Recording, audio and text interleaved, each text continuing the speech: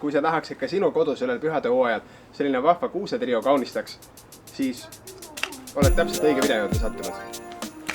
Ma otsustasin, et ma teen nüüd kuni jõuludeni teile hunniku erinevaid jõuluteemalisi DIY-sid ning esimeseks DIY-ks ma valisin plussikuused.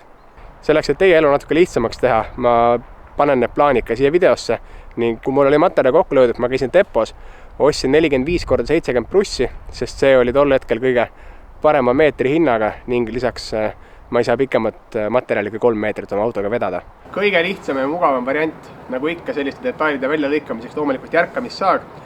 Aga kellel järkamissaagi kodus ei ole, siis ma näitan ühte päris head tööriista, millega on samuti võimalik küllaltki täpselt nurkasid detaili peale märkida. Tegemist on siis nimelt väga tihti Ameerika woodworkingu videodes nähtava speed square'iga, mis meie keeli võiks olla äkki kiirnurgik. Ja selle kasutamistöö põhimõte on tegelikult imelihtne. Niimoodi on ta täiesti tavaline nurgikaks. Siit selle ülemise serva saab toetada vastu detaili ja siin on meil 90 kraadi. Ja nüüd siin selle pikema külje peal on kraadide skaala. Ja seda loetakse siis niimoodi, et siin üleval nurgas on see väike nooleke ja pivot point, ehk siis see nurk tuleb jätta vastu detaili ja kui nüüd siit teda kallutama hakata, lugedes seda külgmiskaalat, näiteks praegu on ta mul 5, see tähendab seda, et mul see nurk siin, siis ma siia peale joonistan tegelikult 5 kraadi võrreldes sirgi ristlõikega. Ja lõikamiseks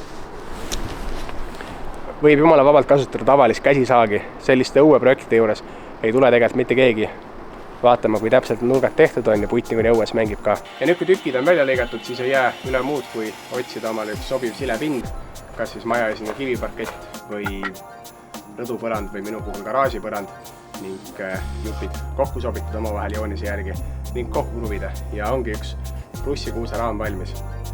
Kuna mina siin koha peale lõpeta, siis ma teen 2 suuremat raami ka valmis. Ja nüüd värvimise osas, kui ma ise värviksin, siis ma ilmselt võtaks mõne sellise purgi, paneks need kuulikesi ragisema ja tuustiks kirjalt üle, sest mulle see värvimine ei ole mitte meelistöö, aga Kati oli nahkesti nõus maja värviga värvima. Ma panin nüüd põrandale ajalehed valmis, otsisin kummikindad, otsisin värvirulli ja lähen kodust ära ja ma loodan, et kui ma tagasi tulen, siis on kuuseraamid värvitud ja me saame jätkata. Nii et hoiame pöidleid. Proovime. Ma käisin 1,5 tundi koeraga jalutamas, lootsin, et minu jaoks kõige ebameeldivam töö igasugu asjade ehitamisest saab ise tehtud. Ja tada, raamid ongi värvitud. Super hästi. Nüüd saab meeldiva tööga jätkata. Tegelikult ega rohkem midagi teha ei olegi. Ma võtan nüüd veits suurema peaga kruvid ja panen need siia sisse, et nende külge riputada tuled. Nii ta siis sai. Ma panen nüüd omavahel kokku ka. Ma jätsin need suusad ikkagi alla sinna, mis ma värvimise ajaks panin. Ma alguses mõtlesin, ma panen sinna midagi muud alla, aga tundub, et see tegelikult töötab päris hästi. Ma arvan, ma alustasin veits valesti, ma üritasin esialgu neid tulesid lihtsalt ümber juhtme keerata, siis ma läksin nipukate peale, aga tegelikult ma avasin, et kui see tuli panna niimoodi, et ta kiiruda nagu osalise kruvi vahele kinni, ehk siis lasta kruvi sisse, panna juhe üle kruvi ja siis lasta kruvi veel natuke sügavamale, siis ta jääb seal päris ilusti kinni ja ei kuku välja. Ma olen ise hullult rahul, mu meelest nii äge sai. Ma olen suur jõulukaunistuste entusiast ja minu meelest see on täpselt õige koha peal siin. Kriiskab kaugelt silma. Selline oli siis minu selle aasta jõuluvideode esimene osa. Loodan, et teile meeldis.